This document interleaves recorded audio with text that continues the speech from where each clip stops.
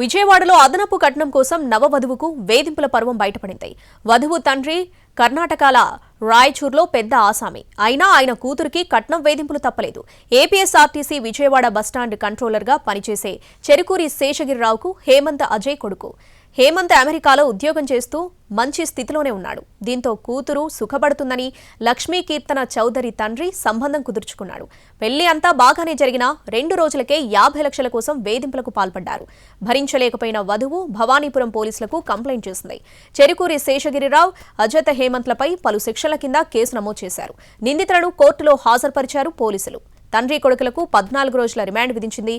Nellore central జైలుకు పంపించారు.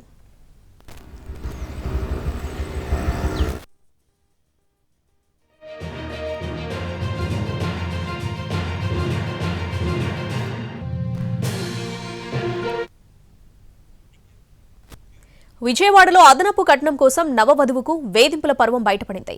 వధువు తండ్రి కర్ణాటకల రాయచూర్లో పెద్ద ఆసామి. అయినా ఆయన కూతురికి కట్నం వేధింపులు తప్పలేదు. ఏపీఎస్ఆర్టీసీ విజయవాడ బస్టాండ్ కంట్రోలర్గా పనిచేసే చెరుకూరి శేషగిరిరావుకు హేమంత్ అజయ్ కొడుకు. హేమంత్ అమెరికాలో ఉద్యోగం చేస్తూ మంచి స్థితిలోనే ఉన్నాడు. దీంతో కూతురు సుఖపడుతుందని లక్ష్మీ కీర్తన చౌదరి తండ్రి సంబంధం కుదుర్చుకున్నాడు. పెళ్లి అంతా బాగానే జరిగినా 2 రోజులకే 50 లక్షల కోసం వేధింపులకు పాల్పడ్డారు. భరించలేకపోయిన వధువు భవానీపురం పోలీసులకు కంప్లైంట్ చేసింది. చెరుకూరి శేషగిరిరావు, అజత్ హేమంత్లపై పలు సెక్షన్ల కింద కేసు నమోదు చేశారు. నిందితులను కోర్టులో హాజరుపరిచారు పోలీసులు. తండ్రి కొడుకులకు 14 రోజుల రిమాండ్ విధించింది. నెల్లూరు సెంట్రల్ జైలుకు పంపించారు.